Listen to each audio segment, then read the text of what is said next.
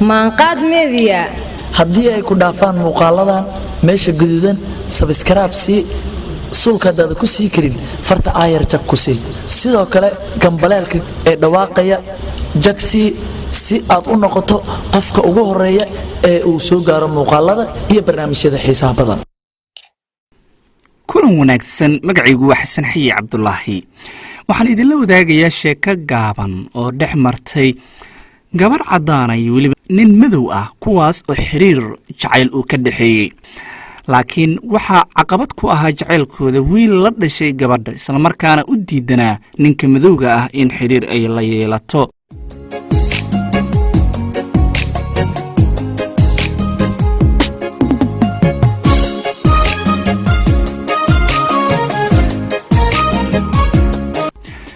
balse sheekada waxa ku hoos duugan ayaa ah in gabadha ay ogayd ninka ay xidhiir wadaagga la tahay inuu yahay nin xil wasiir haya iyaday walaalkeed oo wada socda ayaa waxaa ka hor yimi oo salaamay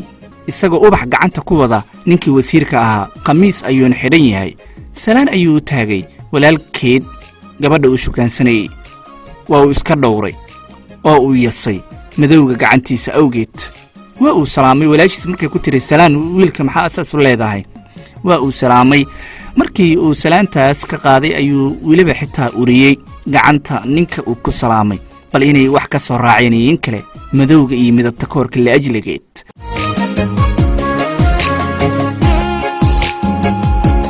faquuqa bini'aadanimada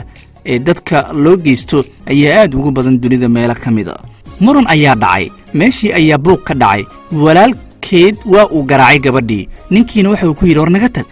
gabadhan iyo arrimaheeda iyo faraha nooga qaad laakiin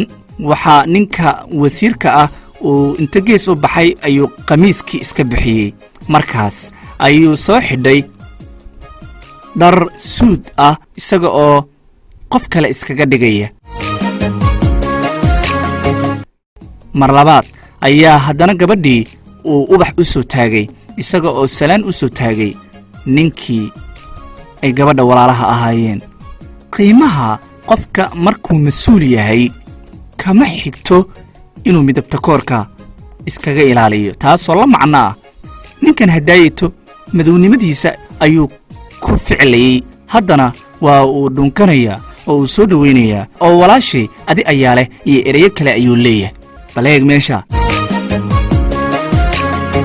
waxay ka tarjumaysaa in qofka midabkiisa aadan ku ceelin. kulan dambe oo xiise leh nabadgeliyo.